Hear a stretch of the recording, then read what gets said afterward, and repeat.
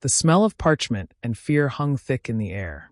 The fifth-floor corridor outside Professor Umbridge's office was eerily silent, save for the faint ticking of the ornate clock above her door. Inside, Harry Potter sat stiffly on the edge of the straight-backed chair, his hand burning from yet another round of her cruel detentions. The scarlet words, "I must not tell lies," were freshly etched into the back of his hand, gleaming wetly under the magical quill's influence. Dolores Umbridge sat behind her desk, her toad-like smile never faltering, the pink bows in her hair quivering slightly as she poured tea into a dainty cup. "You'll find, Mr. Potter," she said sweetly, "that defiance carries consequences." Harry said nothing. His fingers curled tightly around the edge of the chair, knuckles white. It wasn't just the pain, it was the injustice. The lies. The way Umbridge had seized Hogwarts like a parasite and wrapped her ministry-infected fingers around its heart.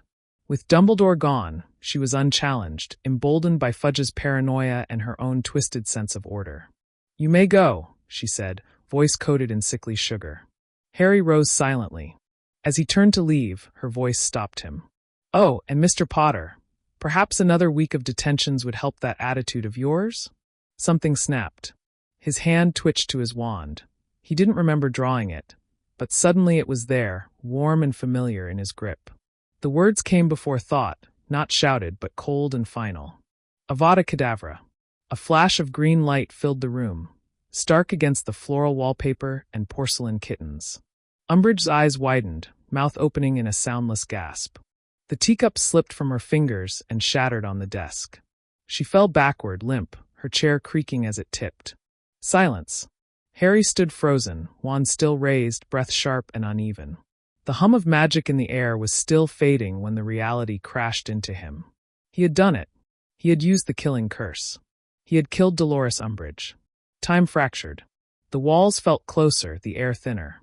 Harry took a step back, then another. His heart thundered. Not out of guilt, at least not entirely, but something deeper. Finality. This couldn't be undone. Not even by Dumbledore. Not by anyone. He turned and fled the room, footsteps silent on the stone floor. The corridor was empty. It was late. Students were in their common rooms, teachers likely in bed. He raced down the staircase, the echo of each step a drumbeat in his ears. By the time he reached the Gryffindor common room, he knew he couldn't tell anyone. Not Ron. Not Hermione. Not even Sirius. Not yet. The fat lady startled as he gave the password. Mimbulus Mimbletonia. In a rasp. Once inside, he went straight to the boys' dormitory, flopped onto his bed fully clothed, and drew the curtains shut. Sleep did not come. The next morning, Hogwarts was in uproar. "Have you heard?" Parvati Patil whispered in the corridor. "Umbridge is missing. She didn't show up for breakfast," Dean Thomas added. "Filch is tearing the place apart." Harry watched the panic unfold like a ghost. He kept his expression blank, nodding occasionally, pretending to be surprised. A part of him wanted to speak, to confess, but another, stronger, urged him to stay quiet. She had tortured students. Silence truth. Would anyone truly mourn her? Yet he knew it wasn't about her. It was about what he had done, what he had become. In defense against the dark arts, Professor Burbage tried to take attendance, but her hands were shaking. "Let's just read Chapter 7 today, everyone," she muttered, eyes darting to the door as if expecting Umbridge to burst in. Harry sat beside Hermione, who leaned over and whispered, "Something's wrong. You know what I mean, don't you?" He hesitated. "Yeah, I do." She stared at him for a moment, eyes narrowing slightly. "You're not telling me everything." Before he could answer, a sudden voice boomed through the halls. Professor McGonagall, her normally measured tone laced with urgency. "All students to their common rooms. Immediately. Prefects assist with the process." Gasps and whispers rippled through the classroom. Hermione clutched Harry's arm. They found something. They didn't speak as they were herded through the castle, but Harry's thoughts churned violently. Was it the body? Surely it would be found by now. Could someone have cast a concealment charm? He hadn't. Back in the common room, a grim silence settled. The portrait hole had sealed itself. Rumors erupted. She ran off. She was killed. Maybe the ministry took her back. Harry sat in a corner, away from Ron and Hermione, gaze locked on the flickering fire. A knot twisted in his chest. He had crossed a line. He could feel it in the way magic responded to him now, sharper, colder, as if watching him in return. That night, he dreamed of the forbidden forest. Umbridge stood among the centaurs, pointing her wand, laughing, until green light consumed her again. But this time, it wasn't Harry who cast it. It was Tom Riddle. Harry awoke drenched in sweat, heart hammering. The line between himself and Voldemort was thinner than ever. And it had just begun to blur. The morning after the lockdown, Hogwarts woke under a pall of uncertainty. The professors' faces were tight with worry, the usual chatter at breakfast stifled under a blanket of whispers and darting eyes. Harry didn't touch his food. His stomach churned like he'd swallowed a bludger. Across the table, Ron gave him a puzzled look. "You all right, mate?" he asked, his voice low. Harry nodded, not trusting himself to speak. It hadn't been discovered. Not yet. Umbridge's body was gone. McGonagall had called the Aurors late in the night, but nothing had turned up. Her office had been found empty, her belongings untouched.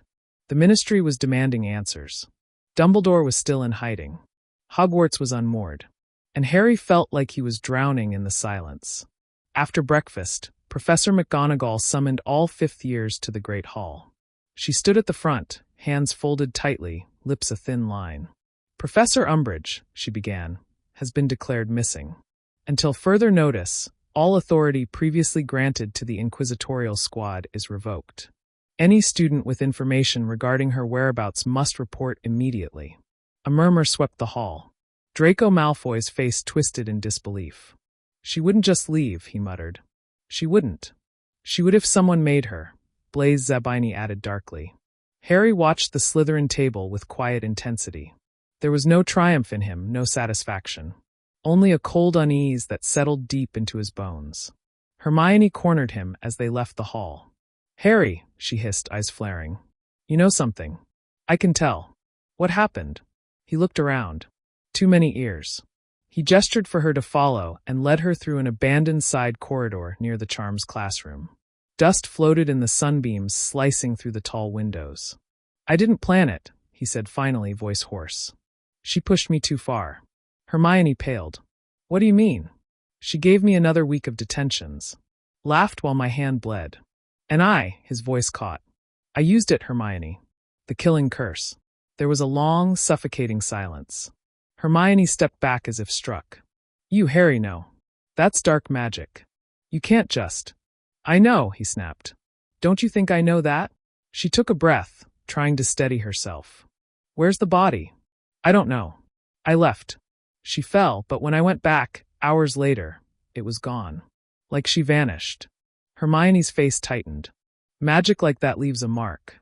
It's not just about the act, it's the intention. If someone finds out—" "I didn't feel regret," he admitted quietly. "Not really. Just relief."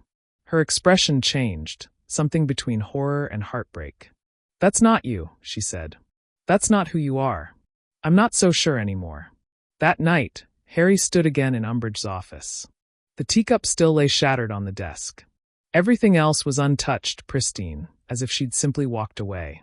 He scanned the room for any signs of a cover-up, a spell, anything. Nothing. But something was off. The air in the room felt colder now, heavy, charged with an unsettling magic. He reached for the spot where she had fallen, and felt a tremor in the wood beneath his fingertips. Not a memory. Not a vision. An echo. A sliver of green magic flashed through his mind like a phantom nerve. A whisper followed, inaudible but real. It wasn't his own voice. Nor hers. It was something darker. The magic hadn't just killed her. It had taken her. He stumbled back, nearly knocking over the chair. As he turned to leave, a shadow passed across the doorway. "Snape." "Potter," the man drawled, eyes gleaming like obsidian. "I expected as much." Harry's breath caught. "You know? I know you've been here twice since the disappearance. I know the killing curse leaves traces that cannot be hidden."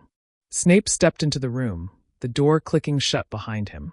"And I know this room reeks of dark magic.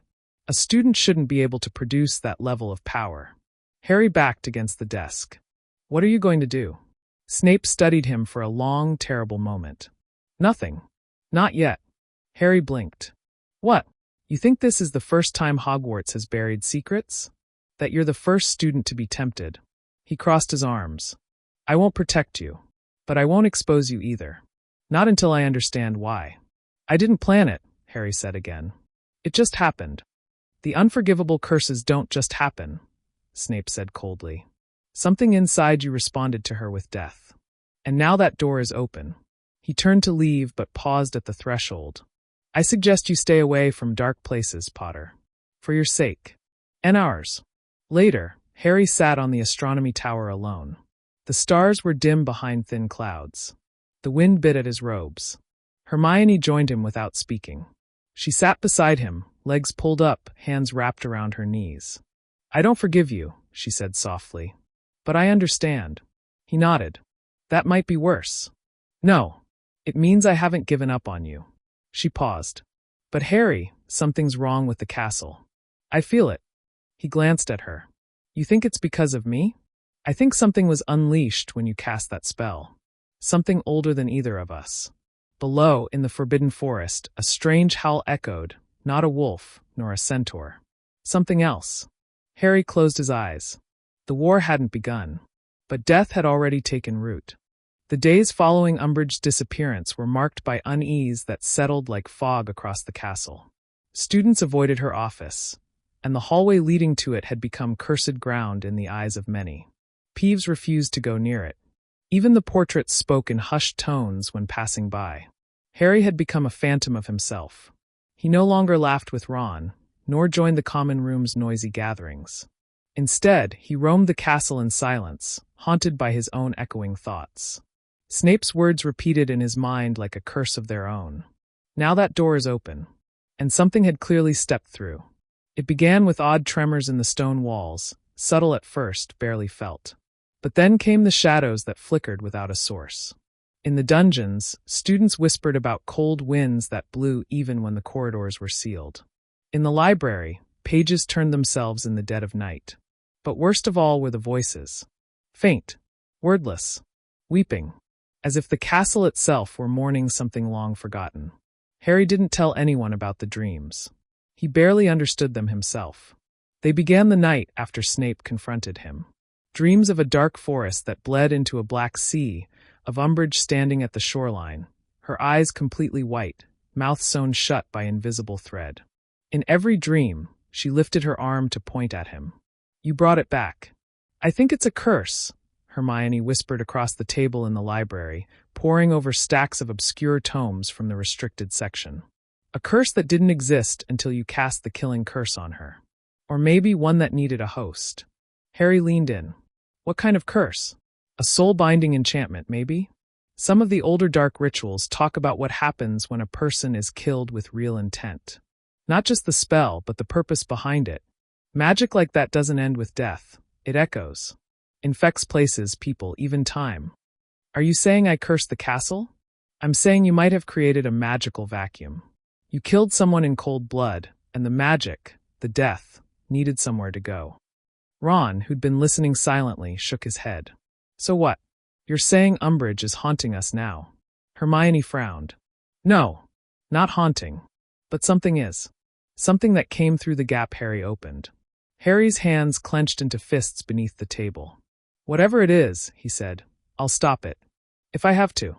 By the end of the week, the signs became undeniable. A third-year Ravenclaw was found wandering the 4th floor, mumbling to herself and clawing at her own arms. She'd been in Umbridge's office on a dare. Her hands were covered in the same words Umbridge used to make Harry carve into his skin. I must not tell lies, but these were burnt into her flesh with magic no one could identify. Professor Flitwick was shaken. Madame Pomfrey couldn't heal the wounds. McGonagall declared the room off-limits, sealed it with wards reinforced by half a dozen professors. But that night, the wards shattered on their own. And from that point forward, things only worsened. Neville approached Harry after class, face pale. Someone's been digging near the 3rd-floor corridor. I was headed to herbology, and I swear I saw scorch marks on the wall. Like someone blasted the stone apart. Harry's heart sank. Why would anyone be down there? That's the thing. I don't think it was a student. They went to investigate after hours. The corridor was deserted, but the evidence was clear. Cracks spiderwebbed across the stone, as if something powerful had burst out from within. Scorch marks littered the floor, along with broken remnants of magical seals. Hermione examined them. These weren't just blasted open. They were unlocked. From the inside. Locked against what? Ron asked. Harry already knew. Not what. Who? The castle spoke to him now. In whispers, in flickering lights, in the trembling of its bones. It drew him back to Umbridge's office night after night, though he never stayed long. The air grew colder with each visit, and now he could feel something standing just beyond his vision. Not Umbridge. Not anymore. He believed she had died that day, yes, but the magic hadn't let her go. And the killing curse, his killing curse, had opened something ancient and vile. The clues came slowly. He found them in the margins of books Dumbledore had once kept locked in his study.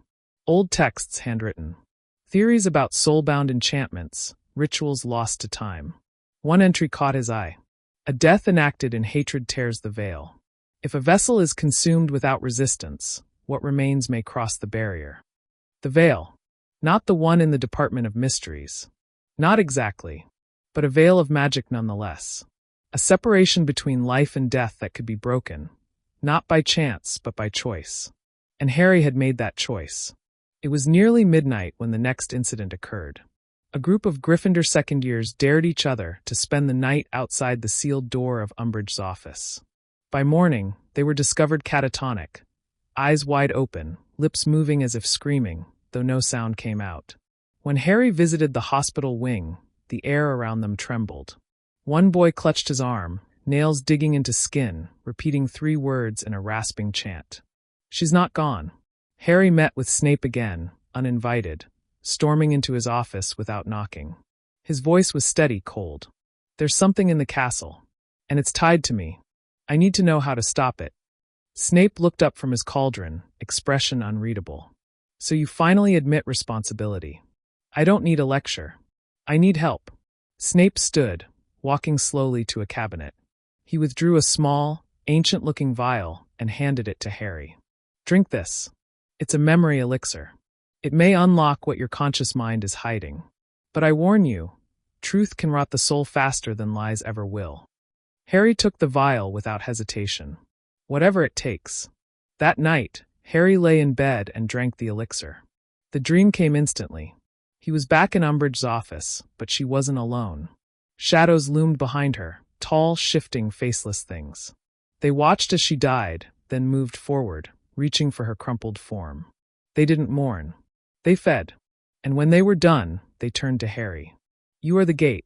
He awoke screaming. Harry sat hunched on the edge of his bed, drenched in sweat, his breath ragged. The dream still clung to him, vivid and cruel. You are the gate. The words echoed in his skull like a cursed mantra. He couldn't go back to sleep. Not now. Not ever, maybe. Pulling on a hoodie and his trainers, he slipped quietly out of the dormitory.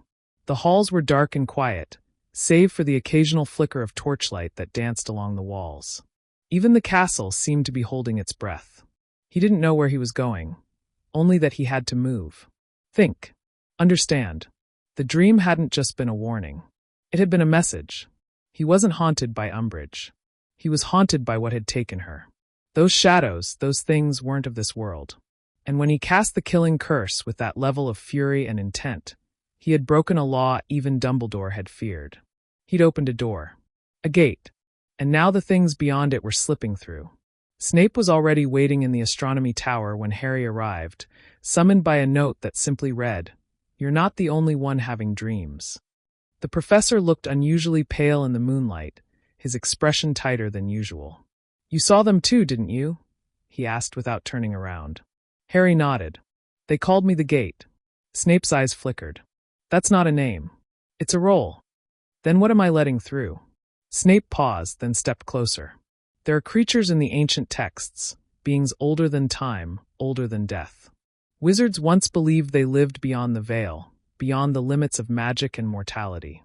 They were sealed out of our world through ancient wards so complex and powerful that no known wizard has ever dared tamper with them.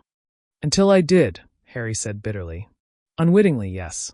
But the intent behind the spell, the rage, the vengeance was enough. Magic responds to emotion, Potter.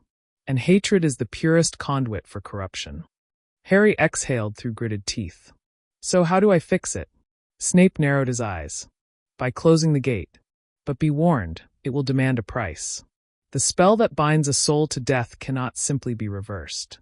Something must be given in return. Harry's fists clenched. I'm not afraid. You should be. The next morning, Harry met Hermione and Ron in the room of requirement. It had reshaped itself into a small stone library, torches lit on every wall and books stacked on every table. Hermione looked up from a parchment, her brow furrowed. There's no known counter curse for what you've done. No gate closing spell in the usual sense. But I found something else. She pulled forward a torn page. It was ancient, ink-faded and curling at the edges. It's a ritual, not a spell. It involves confronting the rift directly, going to where the damage was done. You have to relive the moment and own it. Not with rage, but with acceptance. Contrition. Ron looked at her nervously. You mean he has to go back to where he killed her? Hermione nodded grimly. In the same room. Under the same moon phase. And he has to let the veil take something. What kind of something? Harry asked.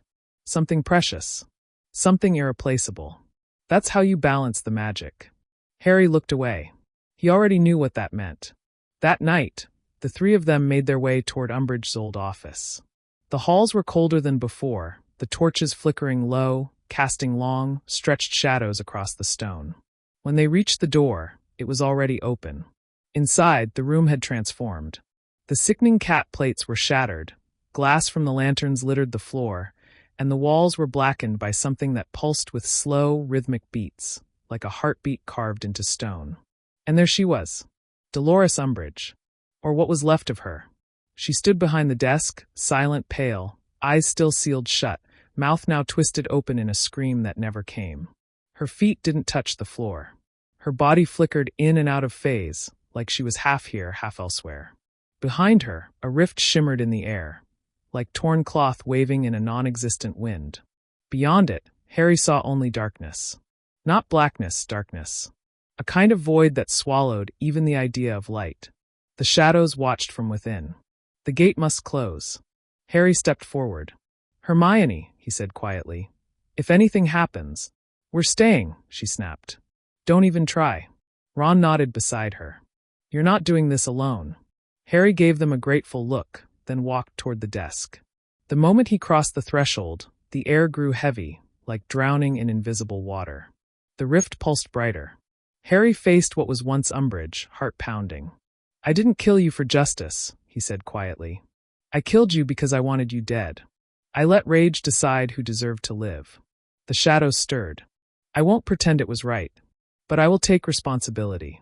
I'll bear this. The rift flared violently. Harry felt something tug at his chest. No, not his chest. His soul.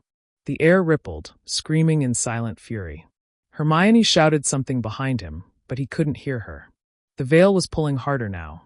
He thought of Sirius, of Dumbledore, of his parents, of Ginny, and that's when he knew. He reached into his robe and pulled out the small locket Ginny had given him at the end of last year. It was enchanted, connected to her. She always said it would keep a piece of her close, no matter how far apart they were. He held it out. Take this, he whispered. Take what I can never get back. The rift screamed and accepted. A blast of force erupted through the room. The shadows writhed, shrieking in agony as they were sucked back into the rift. Umbridge's figure flickered once, twice, then vanished like mist in the sun. The veil sealed with a final pulse of light, and then silence. Harry dropped to his knees, the locket gone from his hand. Hermione rushed to his side, arms around him. Ron stood frozen, eyes wide, breathing hard. The room was empty. The curse was gone, but something in Harry had gone with it. The castle was still. Too still. After the sealing of the rift in Umbridge's office, it felt as though the very walls of Hogwarts were holding their breath. Even Peeves had gone quiet, and the ghosts hovered solemnly in the corridors, whispering to one another with unusual restraint. Harry hadn't spoken much since that night. Not about the ritual. Not about what he'd given up. Not about the shadows that had nearly taken him whole. The locket was gone. But so was something else. The The magic of it had been woven tightly to Ginny's essence, and he could feel it, the sudden distance, like a connection snapped between two stars. He hadn't told her yet.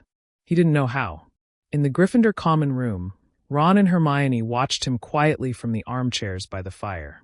Harry sat by the window, staring out across the grounds. The snow had begun to fall, blanketing the forbidden forest in white silence. "He's been like that for 2 days," Ron muttered. "He barely eats. Doesn't sleep.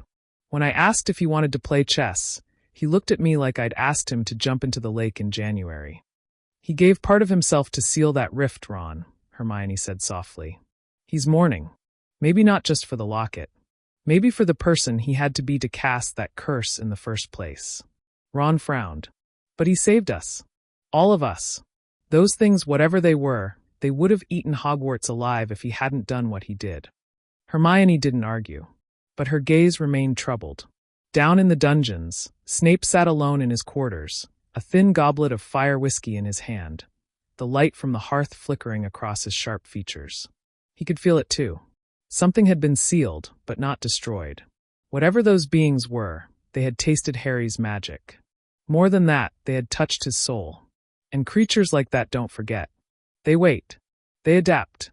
They whisper from cracks. Snape set his glass down and stood, striding to the far end of the room where a hidden shelf lay tucked behind a tapestry. He muttered a charm, and the stone clicked open. Inside was a book bound in dark, scaly hide. Beyond the veil, writings of the Forgotten Ones. He hadn't touched it in years. Not since his own days as a student, when curiosity had outweighed caution. But now it was time to revisit what had once terrified even him. If Harry was still the gate, even if sealed, it meant he was a beacon. And something might come knocking. Meanwhile, Ginny Weasley stood in the Ollery, holding a letter in her trembling hands. It had arrived that morning, written in Harry's unmistakable handwriting, but there was something about it, stiff, uncertain, distant. He didn't say what had happened, not exactly.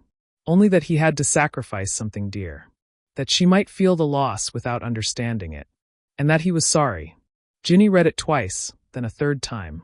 And then she looked out at the gray sky. Something was wrong.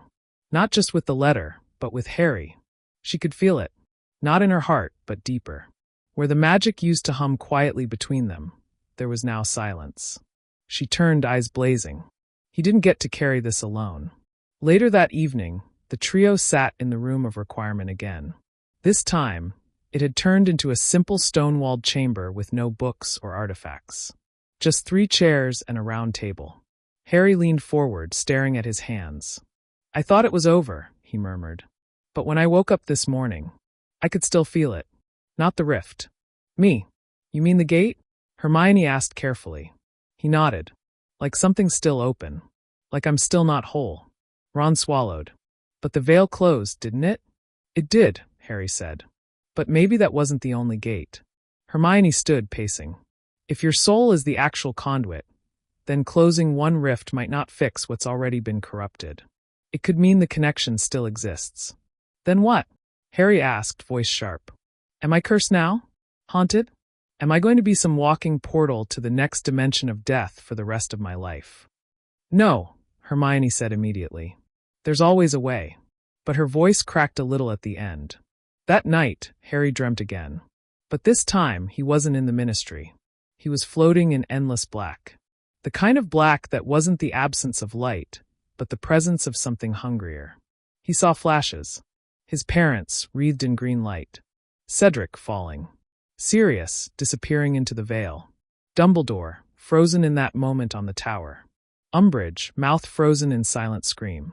The locket vanishing from his hand. Then the shadows spoke. "You are still ours. You open the door. You will open others. You are the gate, Harry Potter." He woke gasping, clutching at his chest, and found something cold and wet in his hand. A tiny black feather. It shimmered faintly in the moonlight. The next morning, when Harry brought it to Snape, the professor turned paler than Harry had ever seen. "This is from a thestral," Snape said. "But not one from our world." He looked up sharply. "This is from the other side." Harry stared at him. "They've marked you," Snape said grimly. "And now they can follow." The black feather shimmered faintly on the desk, and Harry could hardly take his eyes off it. Snape had not spoken for several minutes after his grim declaration. He simply stood behind his desk, fingers pressed together, eyes dark and unreadable. Finally, he turned away and strode to a nearby cabinet, unlocking it with a whispered incantation Harry didn't recognize. From it, he drew a wand, not his usual one. This was longer, darker, etched with strange symbols along its shaft.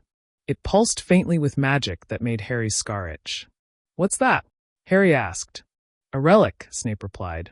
"Something Dumbledore confiscated from the Department of Mysteries long ago. It's been altered, capable of sensing connections between dimensions. I've only used it once." He aimed it at the feather. Immediately, the room dimmed, as if a shadow had passed over the sun, and the wand glowed with a sickly violet light. "Dear Merlin," Snape muttered. "It's not just a mark. It's a beacon." Harry felt the blood drain from his face. "What does that mean?"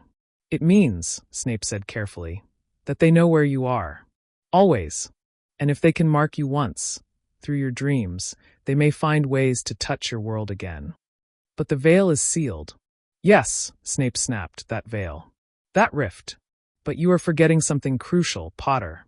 Magic that ancient doesn't obey geography or singular rules. You opened one door. You became a door." Harry staggered back as if struck. Snape's voice softened. "You need training. Now. If you don't learn to control the tether between you and them, they will use you." The training began that night. Snape summoned Hermione and Ron to join. Ginny appeared uninvited not an hour later, demanding to be included. Harry didn't stop her. The room of requirement transformed into something none of them had ever seen before. It became a vast, shadowy chamber filled with floating orbs of light and twisted symbols etched into the walls, glowing faintly with old magic. This was no ordinary training room. "I altered the room's parameters," Snape explained. "This space is now metaphysically sealed. Nothing comes in. Nothing leaves. No matter what they try." "Comforting," Ron muttered. The first lessons were on grounding, stabilizing one's magical core, then shielding the mind. Acclimancy was only the beginning. Snape called it veilcraft, a fusion of ancient magical defense and psychic resistance. Harry struggled at first. Every time he tried to meditate, he felt their whispers. Their voices had faces now. Vague and featureless, but many. Watching. Waiting. "They want something," Harry said one night after collapsing to the floor, drenched in sweat. Snape didn't deny it. "They need something. From me." "They need a body," Ginny said darkly. "They need a bridge. You're both." Meanwhile, in the Forbidden Forest, things were stirring. Hagrid had noticed it first. The Thestrals wouldn't go near the southern edge of the woods. The centaurs muttered of wrongness in the stars. Creatures were vanishing. Shadows moved against the moonlight with no source. Professor McGonagall dispatched a team of Aurors to investigate. None returned. Only a single boot was found. Smoldering. Blackened at the sole. Hermione pored through every ancient text she could find, desperate to understand how a person could survive being a living gate. "There are a few cases in history," she whispered late one night, eyes ringed with exhaustion. "Wizards who performed forbidden rites. Necromancers. One seer who spoke the names of things not meant for this world. Did any of them survive?" Harry asked. She didn't answer immediately. "Some went mad," she finally said. "Some were pulled through. Others they burned from within." Harry stared at the fireplace. "I can feel it. All the time now. Like it's pulsing behind my heart." Ginny reached for his hand. "Then we anchor you. As long as you're here, they can't take you." One night, a scream echoed through the castle. Students poured from their dorms. Teachers rushed to the corridor outside the defense against the dark arts classroom. The door had splintered open.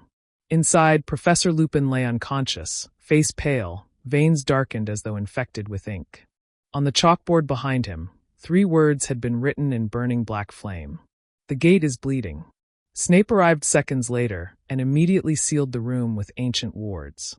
Harry stared at the message. "I didn't do this," he whispered. "I know," Snape said. "They did." The next morning, Dumbledore's portrait refused to speak. No matter how many times McGonagall tried, the painted headmaster merely looked downward, eyes dim, mouth unmoving. Something was coming. something even the castle itself could feel. It's like the wound is open again, Hermione said, pacing the room of requirement. Even though the veil closed, your connection to them has weakened your magical defenses. They're bleeding through you, Harry. What do we do? Ron asked, fists clenched. We can't just wait around for them to get stronger. There's another way, Snape said slowly. Something I've been reluctant to consider. But it may be the only way to seal Harry's soul again. Harry looked up. Tell me. Snape met his eyes, grave and cold. You must go into the space behind the veil. Willingly. Find the tether. Sever it at the source. Hermione gasped. But no one has ever come back from there. That's not just suicide, it's annihilation. And yet, Snape said, he's already part of it. It may be the only place he can survive long enough to fix what's been broken. Harry felt the air around him still.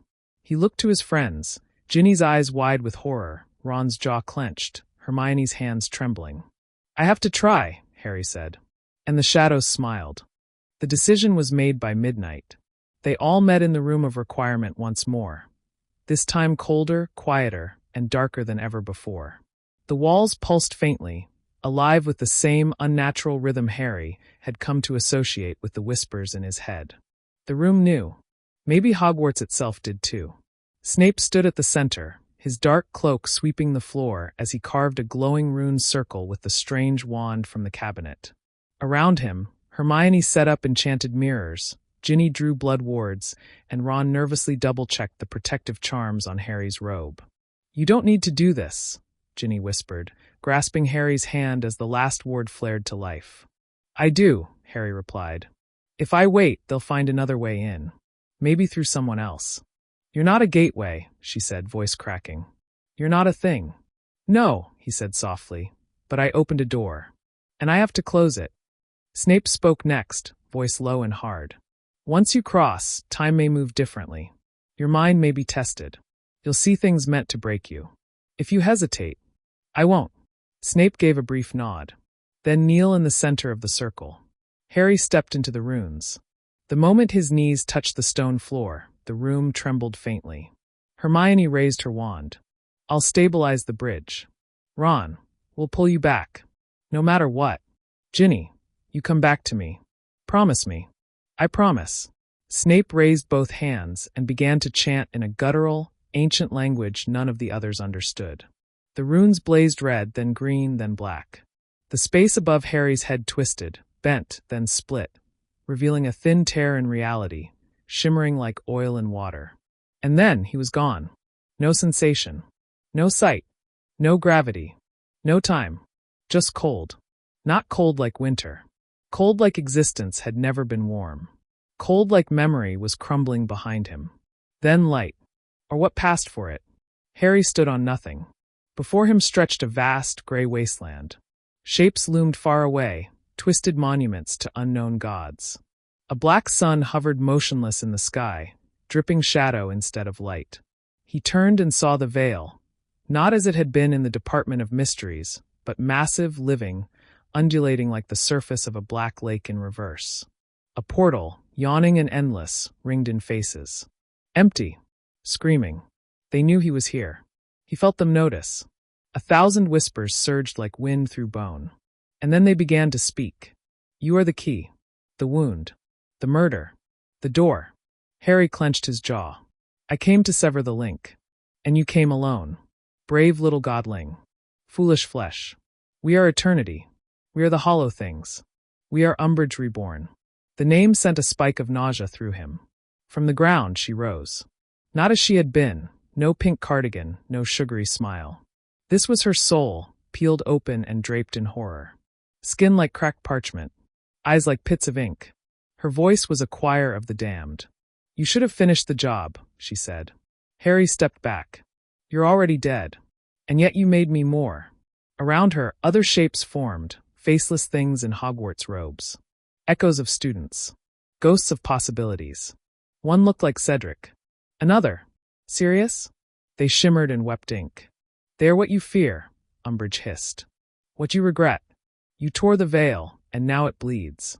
Harry clenched his wand. I came to end this. Where's the tether? You are the tether, she laughed. Your guilt, your magic, your love, they hold the wound open. Harry shut his eyes. He thought of Ginny, her hands trembling, Ron's loyalty, Hermione's brilliance, the way Hogwarts had always felt like home. He opened his eyes. Then I cut myself free. He pointed his wand not at Umbridge, but into himself. Finite anima. Light burst from his chest, blinding, furious, raw. It wasn't a spell so much as a scream of will, a refusal to let the darkness name him. The light struck the veil. It convulsed. The whispers shrieked. The sky cracked. The black sun exploded in reverse, imploding into a pinprick of blinding white. Umbridge howled, unraveling. Harry felt his body burn, his soul ripple, his mind nearly break. And then he was falling. He awoke to gasps and hands pulling him from the circle. The room of requirement had returned to its usual form, though smoke lingered and the rune circle was gone. Harry! Hermione's voice. You, Merlin, you did it. You did it. Harry blinked. Ron was hugging him. Ginny was sobbing with relief. Snape stood nearby, watching him with an expression close to pride. How long? Harry rasped. An hour, Snape said. You were gone only an hour. Harry sat up, body aching, but something was different. Quieter. The whispers were gone.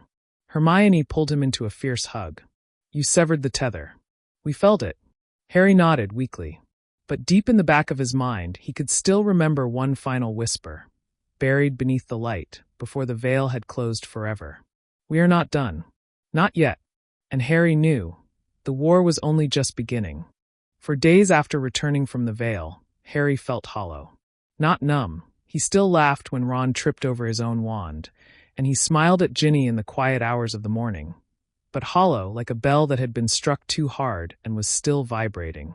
The whispers were gone, but silence had a voice of its own. You've changed, Luna said softly one morning in the courtyard. She was watching the sky through a string of enchanted crystals. Your shadow is quieter, but longer. Harry gave her a wan smile. I don't know what that means. It means part of you is still in there, she replied, tilting her head. The veil doesn't give back everything it takes. He looked away, not wanting to admit she was right. Since returning, he'd been unable to sleep. Dreams, when they came, were flashes. Umbridge's twisted form, Cedric weeping black tears, Sirius standing just beyond reach, shaking his head. The worst part, he didn't know if they were memories or warnings. Meanwhile, the atmosphere at Hogwarts had shifted. After Umbridge's death, the ministry had initially been quiet. But silence never lasted long where politics were concerned. The Daily Prophet ran headlines like, Hogwarts student kills ministry official. Dark magic defended by school. Who controls Hogwarts? Is Snape breeding a new dark army? A photo of Harry appeared on the front page nearly every other day.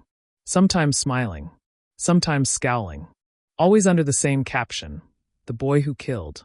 The students were split. Some admired him. Others feared him. And a few, especially those who'd backed Umbridge, looked at Harry like he might cast the killing curse at breakfast. The school board had been summoned. Oris prowled the halls. A ministry inquiry was imminent. And worst of all, something magical had begun to crack beneath the surface. The veil may have closed, but the wound in the world hadn't healed. It started with small things. A third-year Ravenclaw accidentally turned his ink into blood during charms. A Hufflepuff found herself surrounded by whispering shadows when she opened a forgotten corridor. The paintings in the North Wing refused to speak, their faces blurred and weeping. And then came the Thestrals. They wouldn't go near Harry. Hagrid noticed it first. They're uneasy around ya, lad, he said, frowning beneath his beard. Like they smell something old and wrong. Great, Harry muttered. Now I'm a ghost repellent. It ain't that, Hagrid said gently. It's more like, they see something in ya. Something from there. Harry said nothing. He was starting to see it too, in the mirror. His eyes sometimes flickered with shadow. His magic pulsed strangely when he was angry. And when he held his wand, it didn't feel like it used to. It felt hungrier. Hermione and Snape worked together in secret to study the after-effects of his return. Hermione developed a new branch of magical theory, soul displacement harmonics. Snape brewed potions to stabilize his aura. But none of it addressed the core issue. Something had come back with him. One night in the library, Hermione looked up from a pile of grim tomes and said, It's not just you, Harry. You didn't just see through the veil. You carried it. He stared at her. What are you saying? You're a conduit now, she whispered.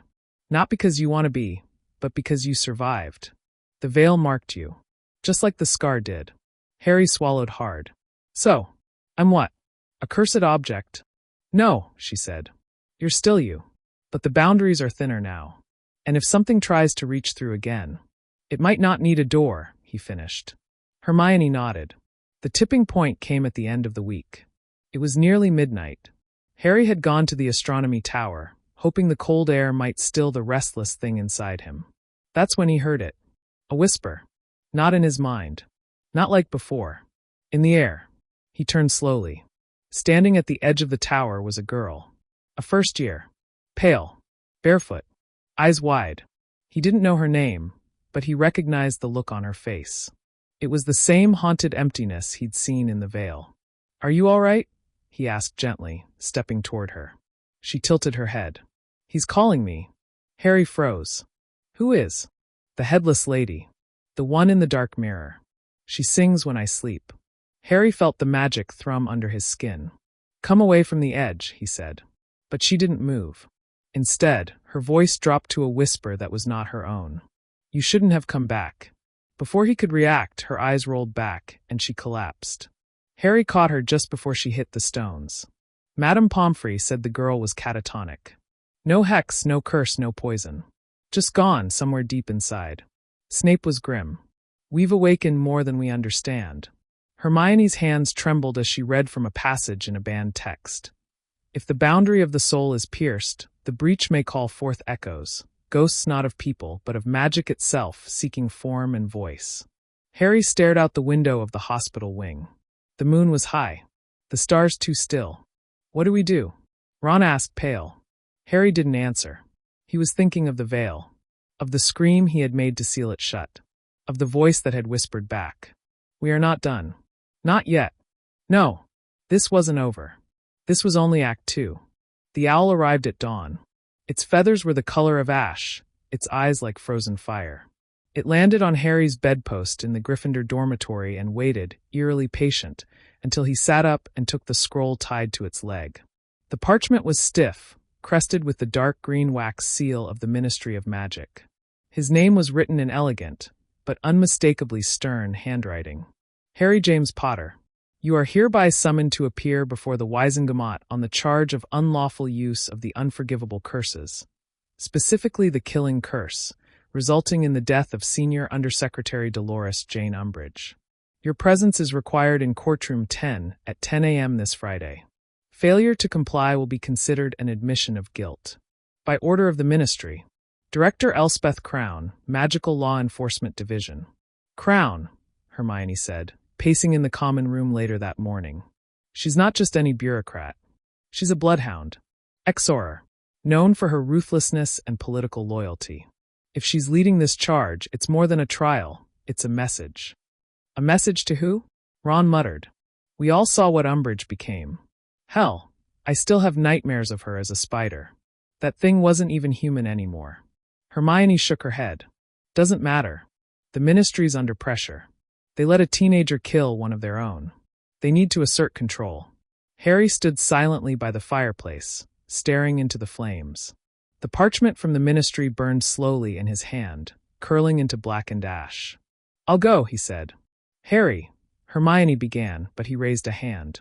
I'll go. If I don't, it only proves them right. I won't give them that. Ron snorted. You realize this is a trap, right? They're not after justice. They're after blood. Yours. Let them come, Harry said darkly. If they want to stare into the abyss, I'll show them what it looks like.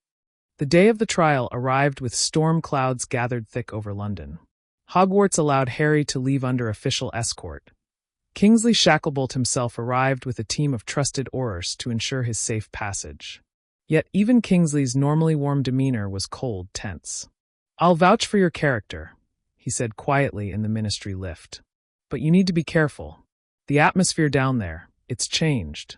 There are whispers you've been touched by something darker than even Voldemort. Harry didn't respond, because in the quiet of his own heart, he feared they might be right. Courtroom 10 hadn't changed much since his 5th year. Cold stone, enchanted chains, tiers of wizened faces watching from above like judgmental statues. But this time, Dumbledore wasn't waiting in the shadows. Fudge was gone.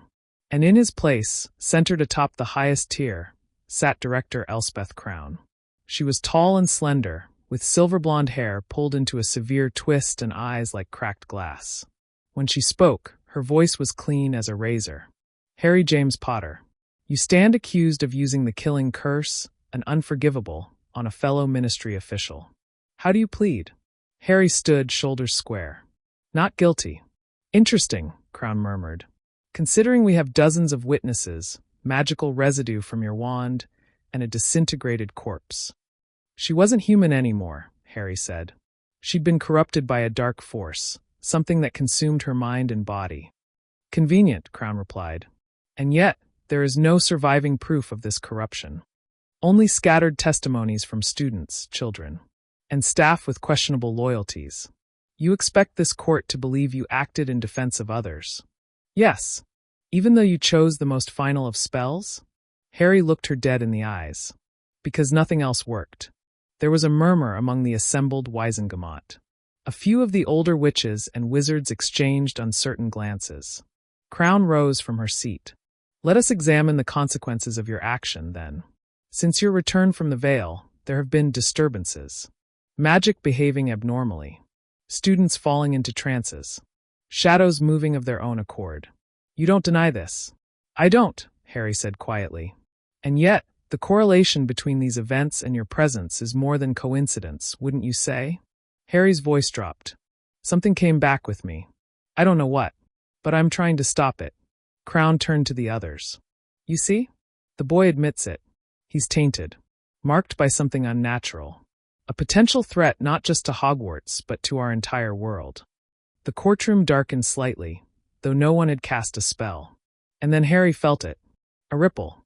A movement behind the veil, like fingers brushing the edge of fabric. He closed his eyes and heard the voice again. The court judges. But we are the final sentence. When he opened his eyes, Crown was watching him with open suspicion. Perhaps, she said, it is not only trial that awaits. Perhaps it is containment. The word echoed. Containment. Harry knew what that meant. Not Azkaban. Worse.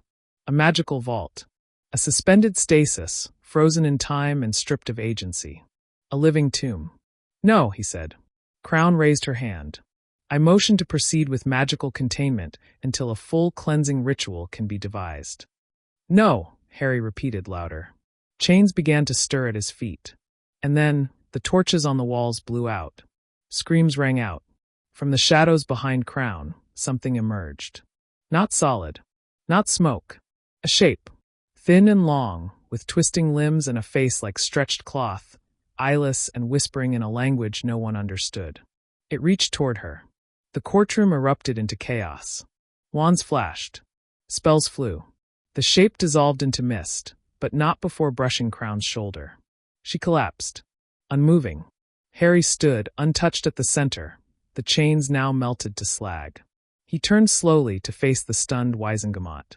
I told you, he said softly. This isn't just about me anymore. The veil is bleeding. And it's coming for all of us. He walked out of the courtroom alone, the darkness following in his wake. The ministry was in shambles. News of Elspeth Crown's collapse spread like fiendfire. Rumors flourished in every corridor, from whispers that she'd gone mad to wild claims she'd been possessed. No one knew what they'd seen in courtroom 10, but the silence from the Auror office only fueled the panic. Some claimed it was a boggart, others a forgotten curse. But Harry knew. It was a shadow of the veil, and it had followed him. Back at Hogwarts, the atmosphere had shifted. Fear had crept into even the most mundane lessons. Spells misfired, potions curdled into sludge. The portraits were restless. Peeves sang in tongues no one understood.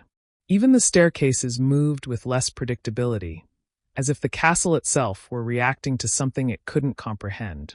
Dumbledore's office, which had stood sealed since the headmaster's death, finally allowed entrance for the first time in months, only to Harry. As he stepped inside, Fawkes let out a soft, sorrowful trill and vanished in a burst of flame. The shelves were dustier than he remembered. The spinning instruments were dead. The silver devices that once whirred and blinked were silent and cracked. On the desk sat a single envelope. Harry picked it up. His name was written in Dumbledore's script. Harry, if you are reading this, the path I feared most has come to pass. The veil, once thought to be only a gateway, is not merely a passage, it is a prison. A lock. And now something has slipped the lock. I kept you from the truth because the truth would have destroyed you. But now, I see withholding it may have doomed us all. You must go back to the Department of Mysteries. Not just to seal the veil, but to understand it.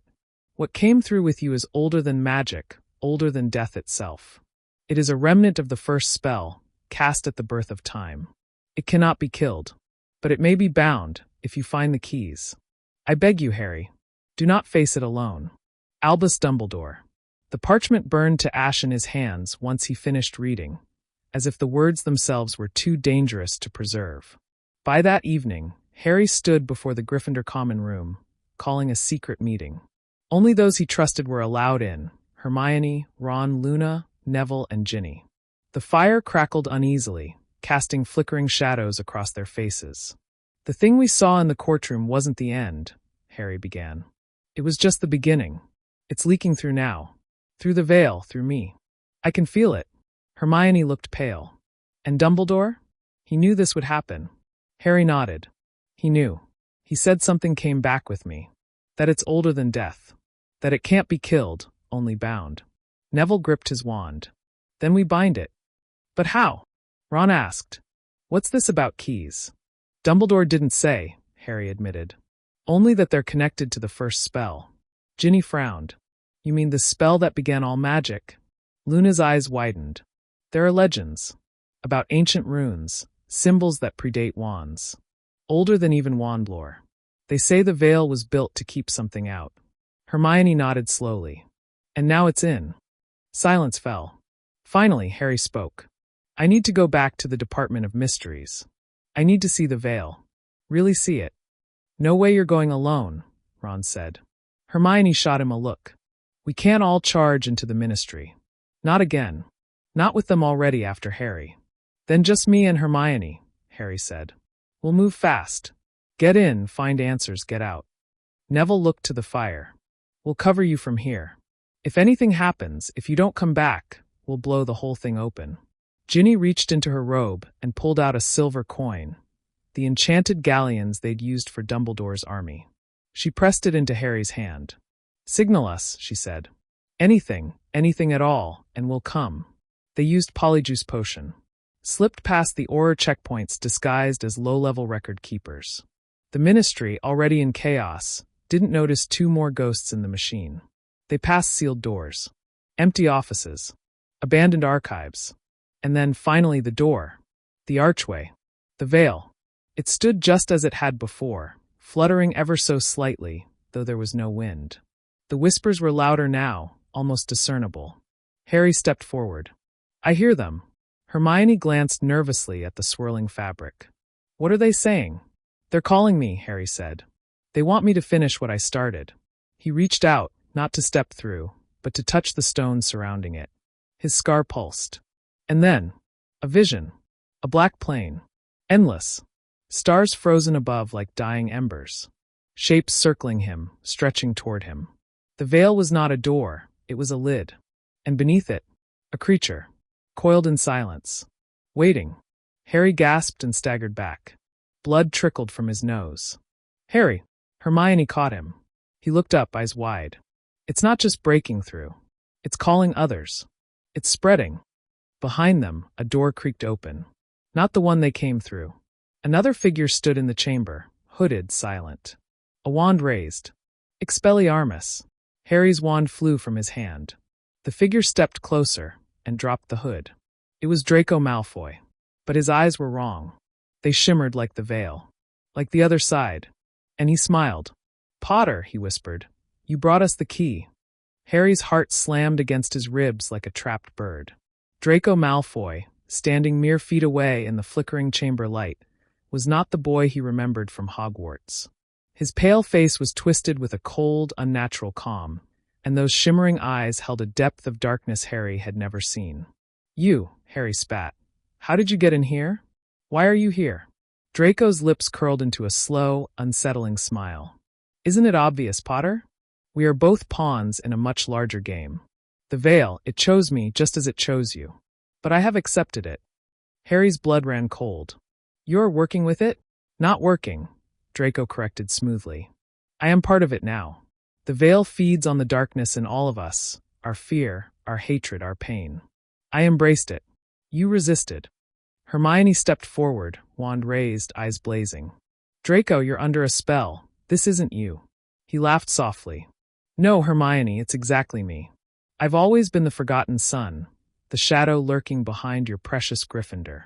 The Veil showed me the truth. That power isn't about courage or loyalty. It's about survival." Harry felt a burning rage swell inside him. "You're betraying everything we fought for." Draco shrugged. "I'm saving myself." Before Harry could react, Draco raised his wand again. Avada Kedavra. But Harry was faster. Protego. A shimmering shield flared between them, the killing curse slamming into it with a thunderous crack that echoed through the chamber. Hermione grabbed Harry's arm. "We need to get out of here, now." But Draco advanced relentlessly, eyes glowing. "You can't run from this, Potter. The Veil is spreading. It's not just a prison or a door anymore. It's an infection." Harry glanced toward the Veil, its fabric rippling like a living thing, tendrils reaching outward. "Whatever you are, Draco," Harry said through gritted teeth, "I'll fight you. I'll fight whatever this thing is." Suddenly, the chamber trembled violently. Stones cracked. The archway pulsed, black smoke billowing from its edges, curling like serpents. Hermione shouted, "We have to seal it now." But the Veil was breaking loose. The shadows surged forward, tendrils snaking around the room, grabbing at the walls, at the trio. Draco raised his wand, but his attention was caught by the shadows swirling around him, merging with his form. He seemed to waver. Harry realized something. Draco was part of the Veil, but maybe not fully consumed. "Draco!" Harry yelled, taking a step closer. "You're stronger than this. Fight it." For a moment, Draco's eyes flickered, the shadow receding, revealing the boy beneath. But the darkness clawed back. "No!" Draco screamed, a sound raw with pain and fury. He shoved Harry away, and then vanished into the swirling black mist. The Veil shuddered violently, then suddenly snapped shut like a trapdoor. Silence. Harry, Hermione, and Ron stood panting in the quiet chamber. The Veil was still sealed for now. But Harry knew it wouldn't be for long. "We have to find the keys," he said grimly, "before the Veil spreads again. Before Draco is lost completely." Hermione nodded. Dumbledore's letter said the keys might be the only way to bind it. Ron looked around nervously. "But what are the keys?" Before Harry could answer, a soft voice whispered in the back of his mind, like a faint echo from the Veil itself. "Find the ancient runes. Find the lost spells. Or be consumed." He shivered. The fight was far from over. The words echoed in Harry's mind like a relentless drumbeat. Find the ancient runes. Find the lost spells. They were cryptic, but clear in their urgency. The fate of the wizarding world, and perhaps something far darker, hinged on unraveling the mystery of the keys before the Veil could break free again. Back at Hogwarts, Harry convened another meeting with the closest friends he could trust. The castle was restless, shadows lurking just beyond vision, whispers haunting the halls. The very walls seemed to watch and wait. "We need to research," Hermione declared firmly, her eyes scanning the dusty tomes in the library. "If these keys are tied to the first spell, the answer might be buried in the oldest magic we know. Runic magic, perhaps, or the original incantations lost to time." Neville, clutching a worn book on ancient magical scripts, nodded. "There's a legend about the runes of binding, symbols carved by the earliest wizards to contain power too great for the world." Ginny added, "If we can find those runes, maybe we can seal the Veil for good." Harry looked around at the determined faces. Then it settled. "We split up. Hermione, Luna, and I will scour the library's restricted section. Ron, Ginny, Neville, check the archives at the Ministry. We can't waste time." As Hermione, Luna, and Harry descended into the dimly lit restricted section, the air thickened with dust and mystery. Ancient tomes lined the shelves, their spines cracked and faded. Hermione's fingers trembled as she pulled a particularly old volume bound in faded leather. "Look here," she whispered, blowing off centuries of dust to reveal faded runes etched onto the cover. "Liber Arcanum Antiquus, the Book of Ancient Secrets." Harry leaned over as she opened the fragile pages. The script was a labyrinth of cryptic symbols and faded illustrations, depicting a powerful force contained behind a veil-like barrier. "This must be it," Harry murmured. "The keys." Luna traced her finger along a page. "These runes are said to be carved from the essence of magic itself, the very foundation of spellcraft." Hermione's eyes gleamed with determination. "If we can reconstruct the spells tied to these runes, we might be able to bind the veil." Suddenly, a flicker of movement caught Harry's eye, a shadow darting between the stacks. His wand was out in an instant. "Who's there?" he demanded. From the shadows stepped a figure cloaked in black, their face obscured. "I see you found the Liber Arcanum," the voice hissed. "But you won't leave with it." Harry raised his wand defensively. "Who are you?" The figure laughed darkly. "Someone who knows the true power of the veil, and wants to ensure it's unleashed." Before Harry could react, a jolt of magic struck, sending him stumbling back. Hermione and Luna leapt forward, shielding him as the stranger vanished into the labyrinth of books. Panting, Harry straightened. "They want the keys for themselves." Hermione nodded grimly. "Then we need to move faster." Meanwhile, at the Ministry, Ron, Ginny, and Neville uncovered an old, sealed vault beneath the Department of Mysteries, filled with artifacts from long-forgotten battles against dark magic. Ginny's voice trembled as she held up a silver pendant, etched with the same runes from the Liber Arcanum. "This has to be one of the keys," she said. Neville ran a hand over a battered leather scroll. "And this looks like an incantation to bind the veil." Ron's jaw clenched. "If those artifacts fall into the wrong hands, it'll be chaos." The urgency of their quest pressed down on them like a physical weight. The veil was not just a threat, it was a contagion spreading through magic itself. Back at Hogwarts, Harry, Hermione, and Luna began painstakingly translating the spells, their minds racing against time. Each rune unlocked a fragment of ancient power, but the full binding spell required unity, strength from all 6 keys. As night deepened, Harry felt the scar on his forehead throb with a familiar pain. The veil was calling again. He clenched his wand tightly. This battle had only just begun.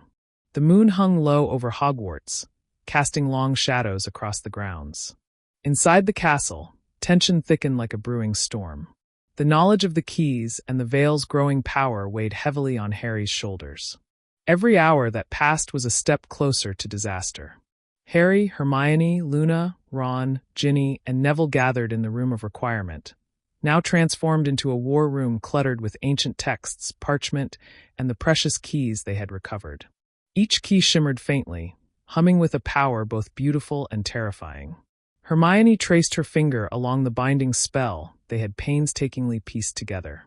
"We're close," she whispered, "but we're missing something. The spell needs a final catalyst, a source of pure magical energy to activate it." Ron frowned. "And where exactly do we find something like that?" Harry's mind raced.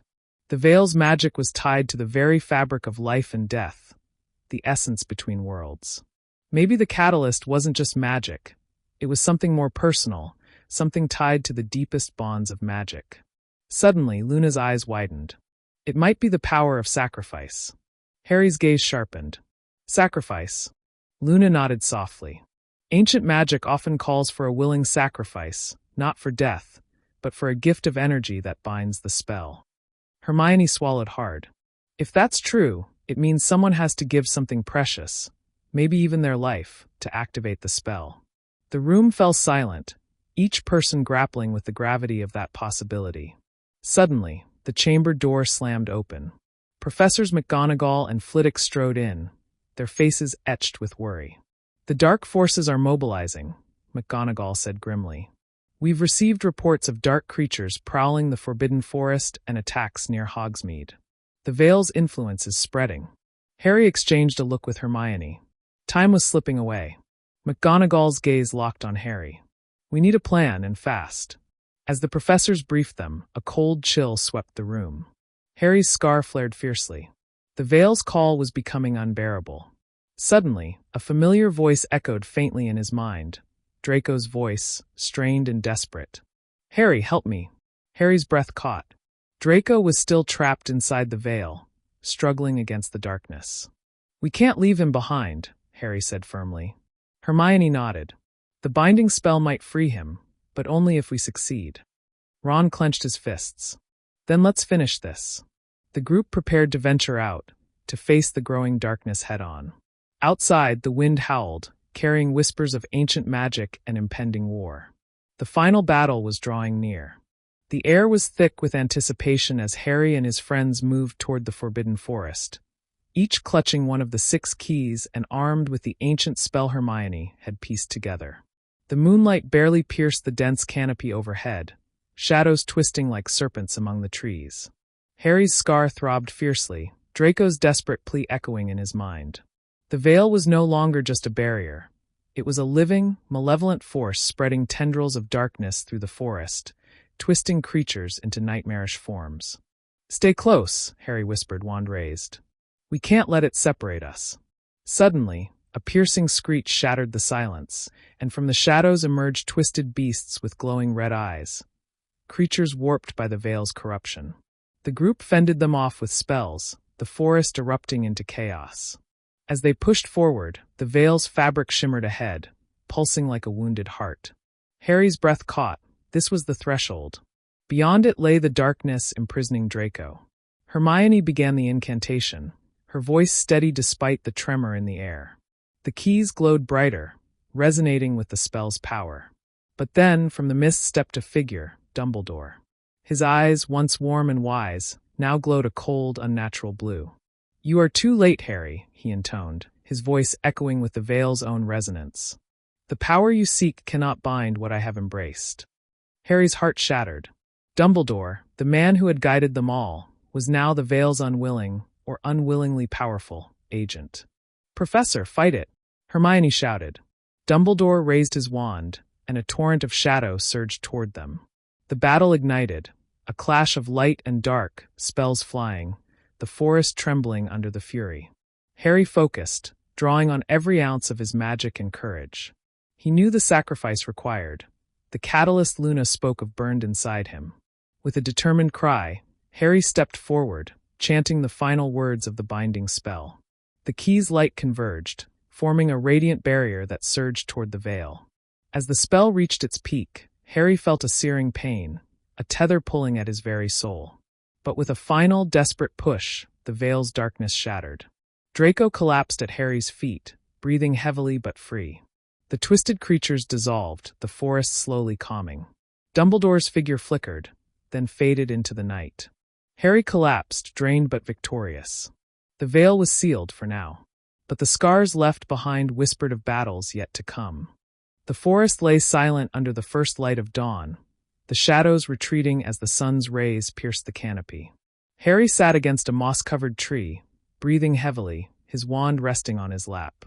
Around him, the others tended to wounds, both physical and invisible. Draco lay nearby, pale but alive, his eyes flickering open and meeting Harry's with a mixture of gratitude and something deeper, more complicated. The battle with the veil had ended, but its toll was unmistakable. Harry felt hollow, drained beyond exhaustion, as if a piece of himself had been forever tethered to that dark place between worlds. The binding spell had succeeded, yes, but at a price. Hermione knelt beside him, her voice gentle but firm. "Harry, you pushed yourself too far. The spell required a sacrifice, and you gave it willingly. The energy you poured into sealing the veil. It's changed me," Harry finished quietly. "I can feel it. Something's different.